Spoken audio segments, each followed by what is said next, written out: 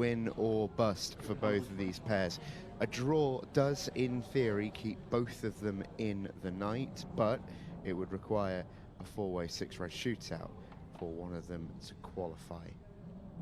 Win though, and you're essentially right back in it. Win your last match and you may well get a six-red shootout. Depending on the fixtures, you may also need a result to go your way. But a win is of the bottom line in this match. Great break from Zac Cooper. He's not been rewarded with the world's kindest split, but I think he's just solved his first problem. Indeed he has. Lee Hammersley playing the shot. 8-ball now in the open, and now they can get to work. Yeah, good first shot on this ball at the top, but it's not easy.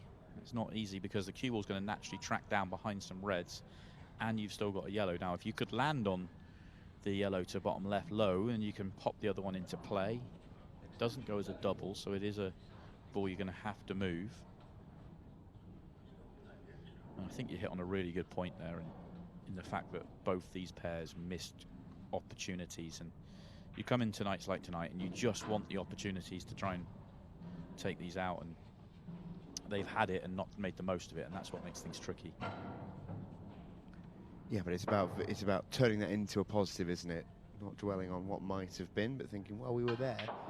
We've just got to do that a little bit better, and it might still change for us. They're going to have a shot to play here, though. Yeah, trying to play into that yellow, but that shot was never on. You play that so firm that it throws wider, and you get the side on and it comes back, but you've thrown it wider and it won't come back because you've thrown it too wide. So the shot wasn't there.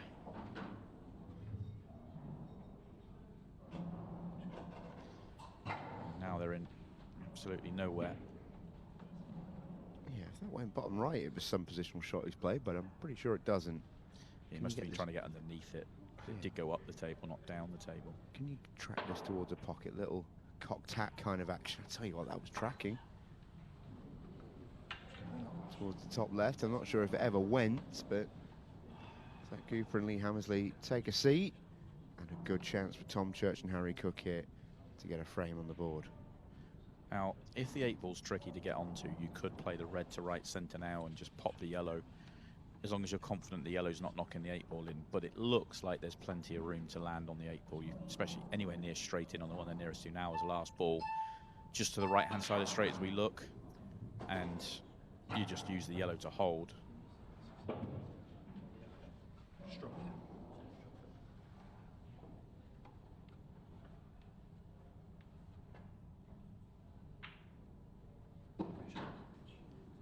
was a nice free shot, that one. Make it, you're in perfect position for the clearance. If you don't make it, you've got the snooker, so it kind of frees you up a little bit. But still a nice shot all the same.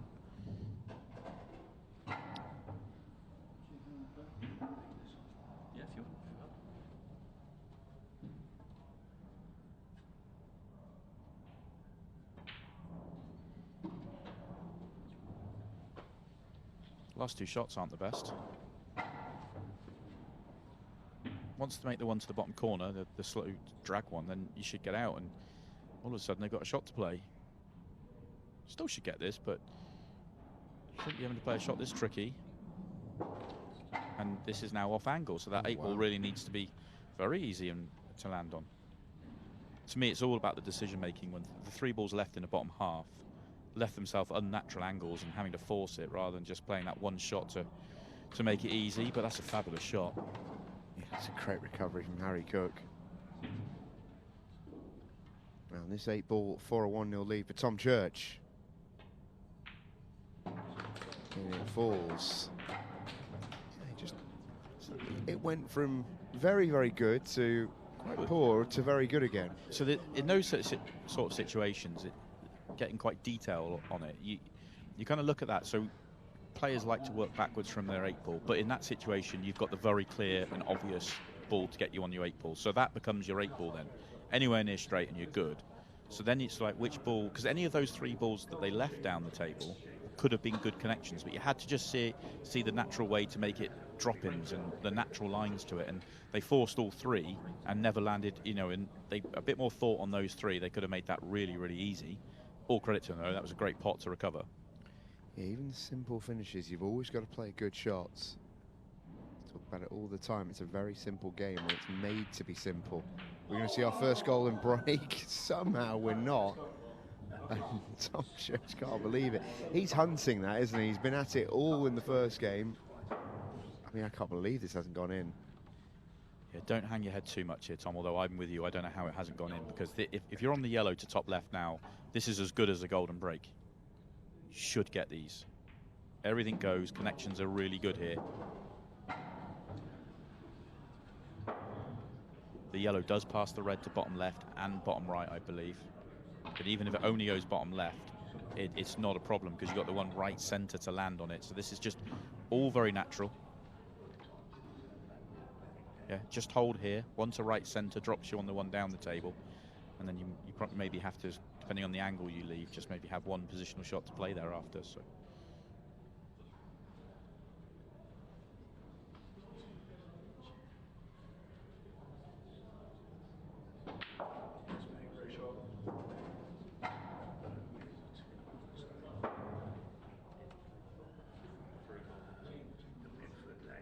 A ball low of straight, as long as you're not on the cushion, is perfect, because you can just pop up.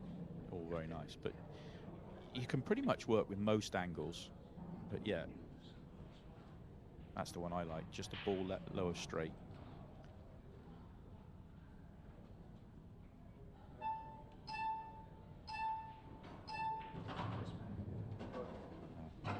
That's not ideal though. Touch thinner. Hit the cushion and come off the cushion. I think he might have been worried about sliding down behind the red, which is possibly the reason for it. He's left himself slightly awkward angle here.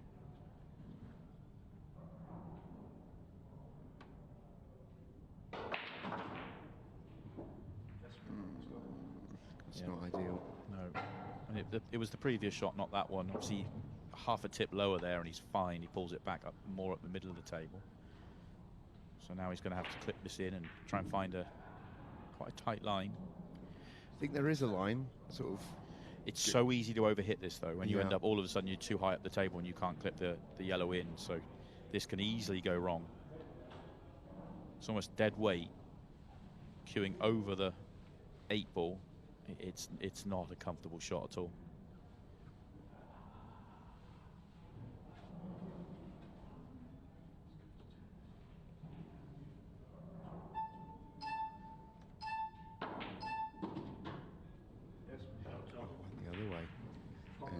That was a harder shot.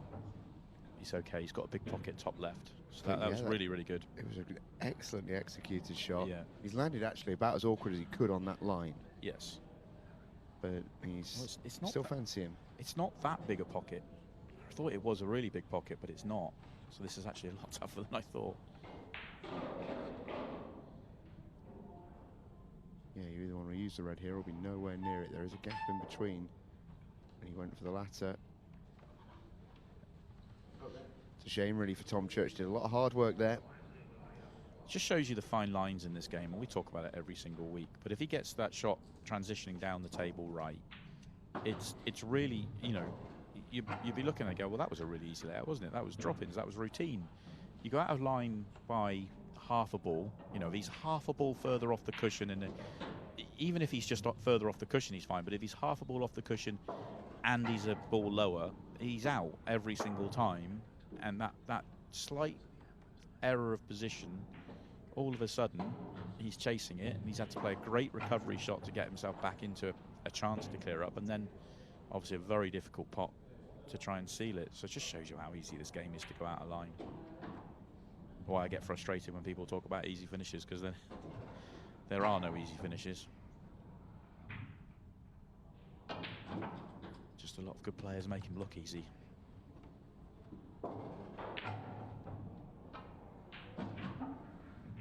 This one has been a simple run out in response for Lee Hammersley.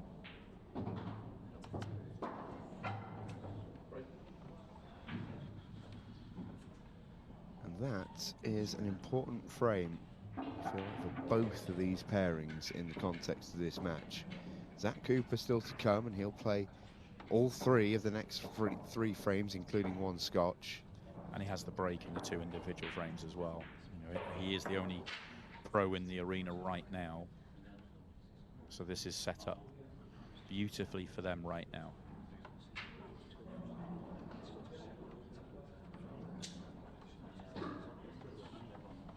Zac has a very, very good break on him as well. First time I saw him play, I was very impressed with the way he struck the break and just always hit it well.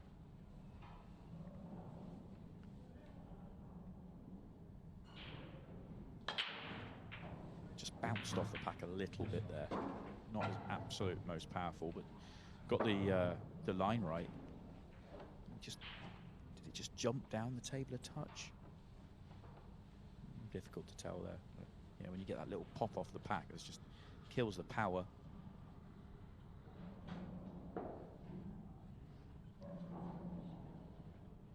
Big question mark. Does the red he's pointing at now, does it pass through the yellows to the bottom left corner? Because if it does, then this is a really nice layout. If it doesn't, then that is the clear ball that you have to sort out. And it looks very, very tight.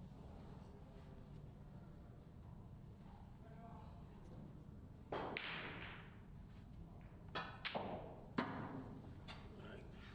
guess we're not going to find out whether that ball went, although the way he played that would tell me that it probably does, because it's missed a fairly simple ball.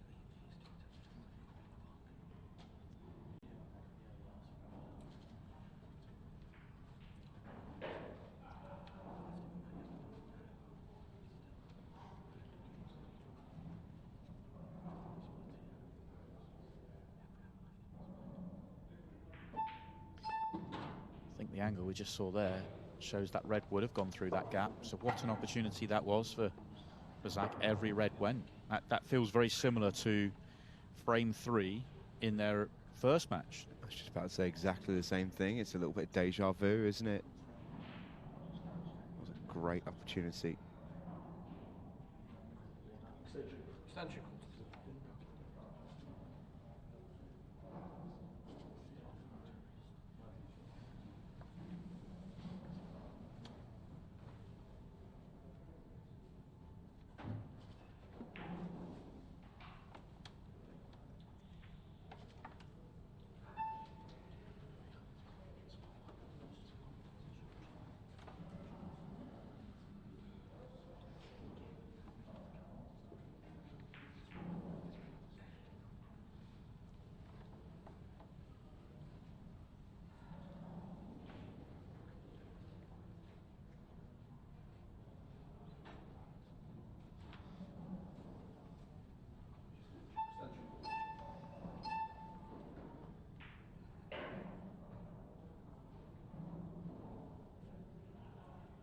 Cooper in a world of hurt here.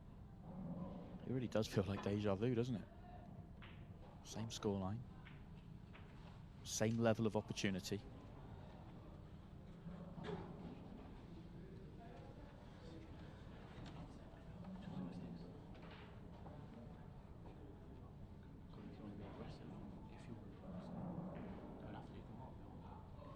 Might just be a game of patience here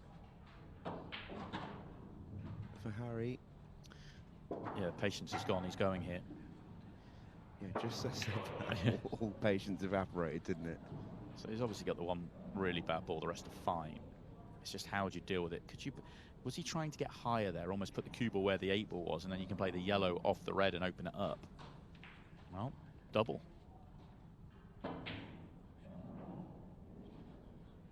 It was the double he attempted, not the treble. That's hyper aggressive, that, for me.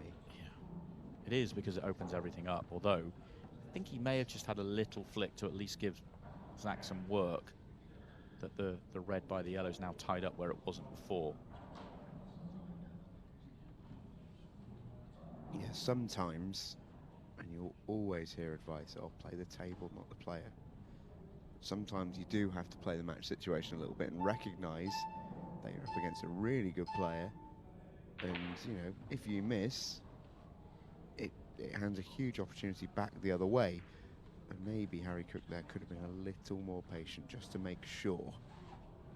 Yeah, sometimes you've got sometimes I really do believe you should play the player. I'm not sure if that was the situation or not, but I kind of get your point. The It's one of those, isn't it? Because if he makes the double or he lands on the ball to play the breakout, we're talking about, well, what a great decision. So, yeah, was it too aggressive? I mean, make your own minds up, really. Certainly could see why he took it on. But he's now a big second favourite for the frame.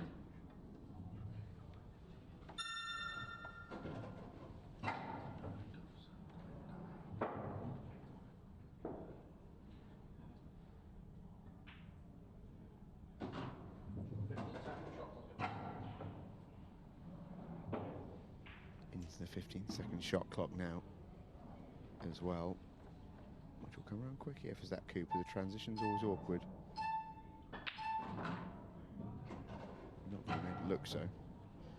Yeah, you could just tell he's just feeling it a little bit. He knows he's made a couple of bad mistakes so far tonight in key moments, and you just get the sense that, you know, obviously the time he took there on that one, he's just feeling it. And he's played a really loose shot here, letting this drift a little bit too far, because now the next shot, the cue ball's going to drift too far.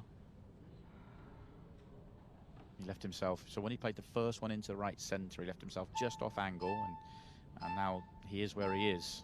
He's certainly not feeling his best right now. He's so good. He's got, okay. He's just got it. Just couldn't be more dead weight. I think he's just come around just to make sure he's not snookered. Yeah, he was fine. See the side on it though. He had to turn it a little bit. Yeah, just a touch. He's going to get out. So, yeah, all credit to him, but you can tell he's just feeling it. Yeah, excellent recovery from Zac Cooper, who almost in the way that he exits the table there, you can tell how much he's been feeling that. Get me in my chair, get that over and done with. 2-1 then to Cooper and Hammersley, 3.5 to play. Remember, loser can no longer qualify from tonight.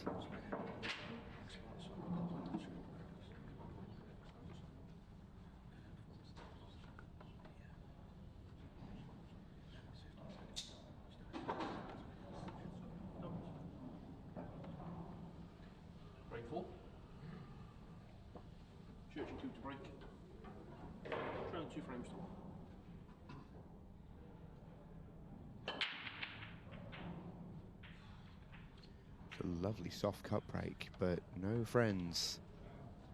Just a little lovely little gentle explosion, wasn't it? Just unfolded, balls flying everywhere, but none in holes. The red at the top of the table is really awkward. Oh, I was about to say it's going to be very difficult to solve. Sometimes it doesn't look that bad, but it's really tricky. But missed the first ball, so it doesn't matter. Although it still remains the big problem on the table, but yellow's maybe more of an option now because you've got the one at the top to open up the other one and go here.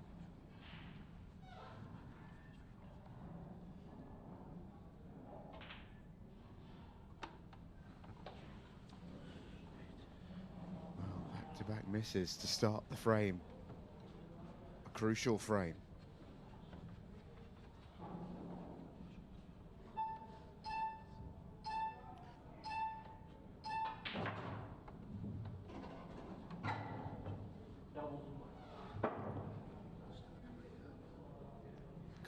Too far down the table. I was wondering whether reds would have been an option for him, because obviously it was still open table at that moment, but Zac's all the way. If he lands straight in on this, then it's really simple, but they're still in really good shape.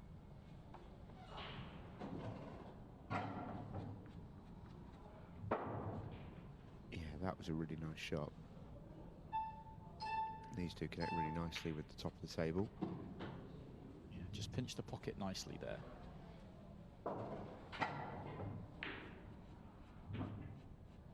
Can you find a nice line here to land nicely on the next ball? Just nip it.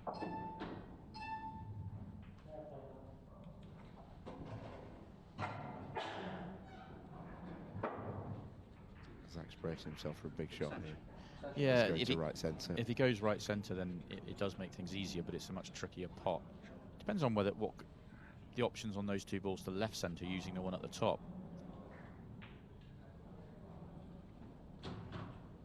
Excellent shot. Yeah. Yeah, that's very, very good. as is that, to leave the nice angle so that the cue ball drifts down towards the 8-ball here, just to trace the side. That was excellent from Zac to sort of take his time to pick out the right ball to make it as easy as it could be. And in flies the 8-ball from Lee Hammersley, so a 3-1 lead with 50 seconds remaining. Absolutely brilliant frame from Cooper and Hammersley. Got the sense even in the early going there. Lee missing one, and then Tom and Harry missing one. And that right there is the difference between 3-1 and 2-2 with 50 seconds to play. To me, I know it doesn't look anything, but just the time and you could tell that the last frame that Zac just won is just giving him that touch of confidence again, just to remind him that he can play this game and play it to an elite level. Took his time to pick out the ball that was going to make the back end of that finish really easy, because it was so tempting to take the one over the top pocket and land perfect, but you'd have been crossing a line with short margin, no margin of error. But picked out that one to the centre, dropped it in dead weight, and you know you're going to get perfect on the 8-ball at that moment, and then it's just, can you make the one down the cushion, which they did. So that was good to see from Zac.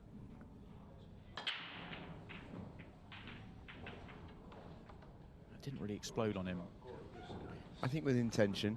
I think he's gone for his 50% power break, just for good reason. Didn't want to open the table up too nicely, but having said that, he's got a lovely split. And that first shot, which was played under intense pace duress, is going to force the miss. And Zac and Lee here with a chance to essentially just do a bit of a victory lap. Zac going to try and ice this one. He's trying. He could just call his extension and walk over and shake hands, but he wants the buzzer beater. Not going to get it though. That will do it. Shake of hands will be incoming in just a second. This game is over. No way through for Tom Church and Harry Cook. Zac Cooper and Lee Hammersley, though, stay alive, thanks largely to an excellent performance in those middle frames, as Zac Cooper turned up in a big way to lead his partnership back into the hunt in the Pairs Cup.